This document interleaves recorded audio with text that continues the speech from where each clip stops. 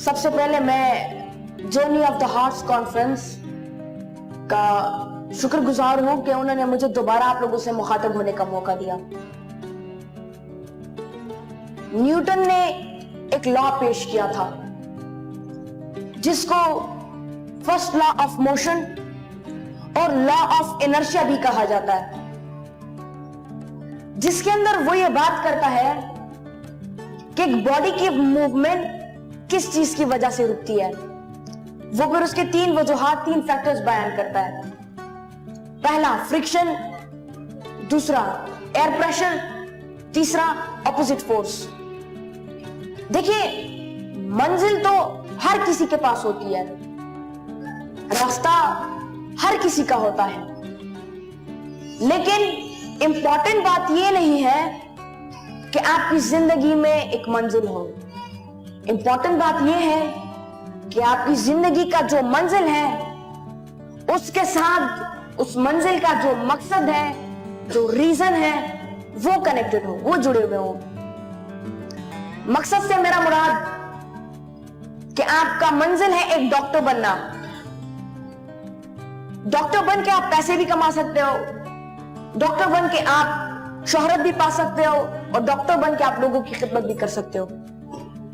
It depends on you कि आप कौन सा मकसद चूज करते हैं अपने लिए। याद रखिए कि जब आपकी मंजिल के साथ उस मंजिल का मकसद जब कनेक्ट होगा तो फिर आपकी जर्नी नहीं रहेगी, फिर आपकी जर्नी ऑफ द हार्ट्स बन जाती है। न्यूटन का जो लॉ था वो सिर्फ नॉन लिविंग थिंग्स के लिए नहीं था, ह्यूमंस के लिए भी है। क्योंकि इंसान जब अपनी जर्नी की शुरुआत करता है तो वो कौन सी वजूहात होती हैं कि वो फिर हार मान जाता है, वो फिर आगे नहीं बढ़ पाता और अपने मंजिल तक पहुंच नहीं पाता। पहला फ्रिक्शन, मुश्किल रास्ता। आपकी जर्नी का जो रास्ता है वो मुश्किल होता है, जिसके अंदर आपको बहुत ज्यादा रुकावटें आती हैं, बीमार भी हो जाते हो, वसाइल भी खत्म हो जाते हैं, रिसोर्सेज भी खत्म हो जाते हैं। सबसे बड़ी बात, आप लोग हार मान जाते हो। दूसरी बात, एयर प्रेशर। एयर प्रेशर से मेरा मुराद डीमोटिवेशन एंड डिग्रेड जो लोग आपको करते हैं।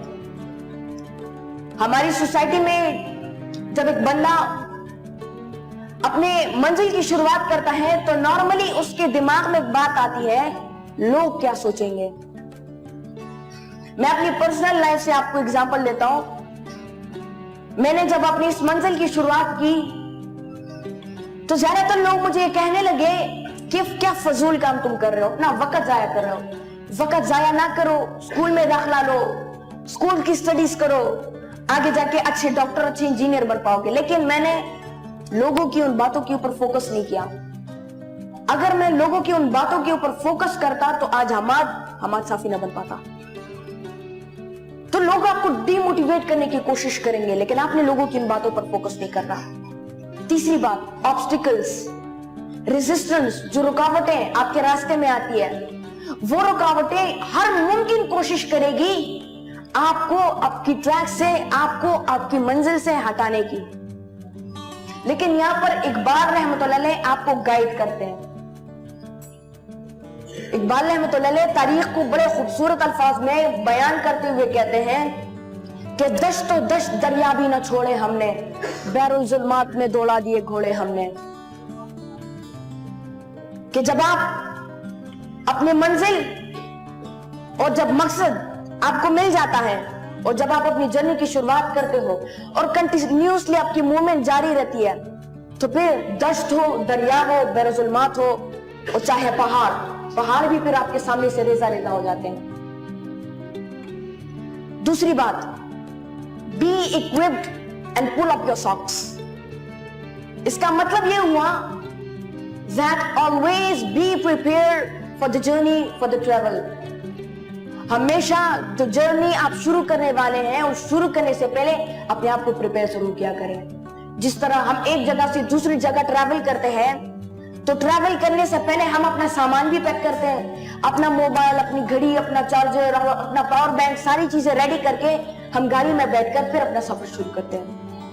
तो जब आप अपनी मंजिल की जर्नी की शुरुआत करेंगे तो शुरुआत करने से पहले आप अपने आप को प्रिपेयर किया करें। And if you are prepared 100%, then you have 150%। जब आप 100% प्रिपेयर होते हो तो फिर आप 50% जीत जाते हो। दुनिया में 3 किस्म के लोग होते हैं। पहला वो जो कि तब्दीली के कई सालों बाद तब्दील होता है। दूसरा वो जो कि तब्दीली के साथ ही तब्दील होता है। और तीसरा वो जो कि तब्दीली से पहले तब्दील होता है, जिसको रिएक्टिव, एक्टिव और प्रोएक्टिव कहा जाता है। आप लोगों ने प्रोएक्टिव बनना है, तब्दीली से पहले तब्दील होना है। और जब आप प्रोएक्टिव बनोगे तो आपको पता चलेगा कि आने वाले चैलेंजेस, ऐसे क्या चैलेंजेस होंगे जो कि मैं आगे फेस कर सकूंगा, जिसको मैंने एक्सेप्ट करना होगा। और जब आप वो जान जाते हैं तो फिर आप कोशिश करते हैं कि आप उन चैलेंजेस को अभी से ही अपने लिए सॉल्व करो, क्योंकि अभी से आप उन चैलेंजेस को सॉल्व करोगे तो आगे जो है आपको प्रॉब्लम नहीं आएगी। और याद रखिए, जब आप अपने आप को प्रिपेयर करोगे आपकी जर्नी से पहले, तो आप ऑटोमेटिकली स्मार्ट वर्क में चले जाओगे।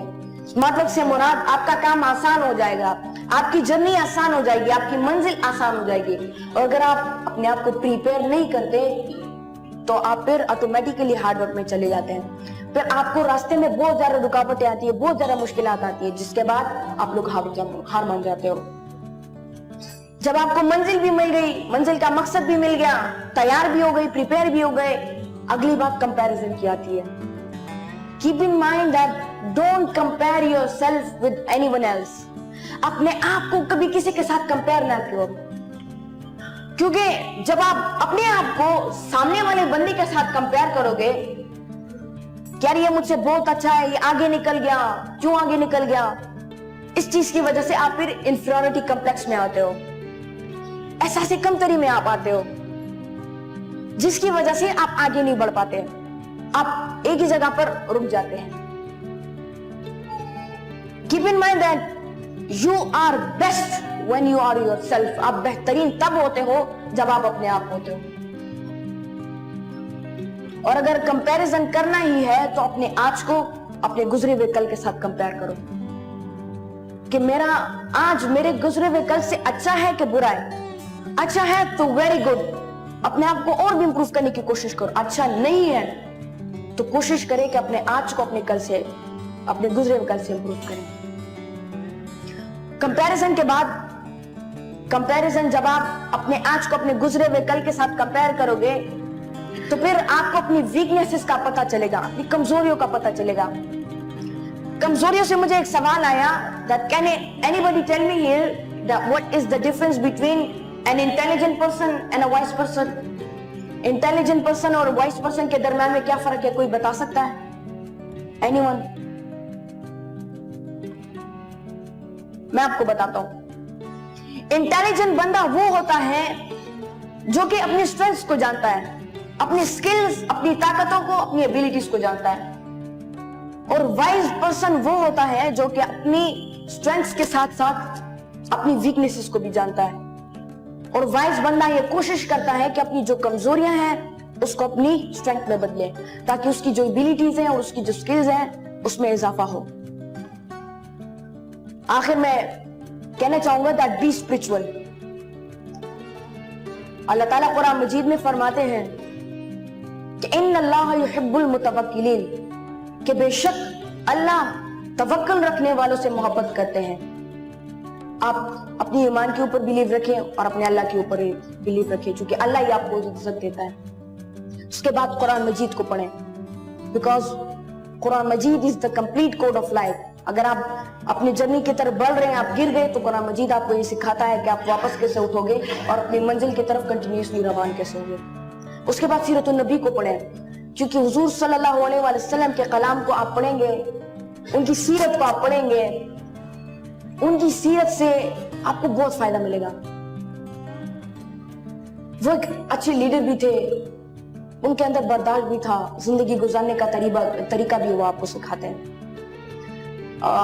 आखिर में मैं journey of the hearts conference का शुक्रिया अदा करूंगा, जिनकी थीम है अ लाइफ वर्थ लिविंग। ये बहुत अच्छा काम कर रहे हैं और मैं उम्मीद रखता हूं कि ये लोग आगे जाकर उम्मत मुस्लिमा को मुत्तहिद करेंगे और पाकिस्तान को आप अपनी तारीख के साथ जोड़ेंगे। मैं अपनी स्पीच को एक शेर के साथ खत्म करना चाहूंगा कि अगर आप ये जितनी भी बातें मैंने कही, आप कामयाब होना चाहते हो, आप कीमत वाली जिंदगी गुजारना चाहते हो, आप एक्स्ट्रॉर्डिनरी बनना चाहते हो, तो इन सब कामों के लिए सिर्फ एक शर्त है कि मोहम्मद से वफा तूने तो हम तेरे हैं, कि जहां चीज है क्या लोहे कलम तेरे हैं। वमा अलैना इल्लल बलागुल मुबीन। अस्सलामु अलैकुम वरहमतुल्लाह।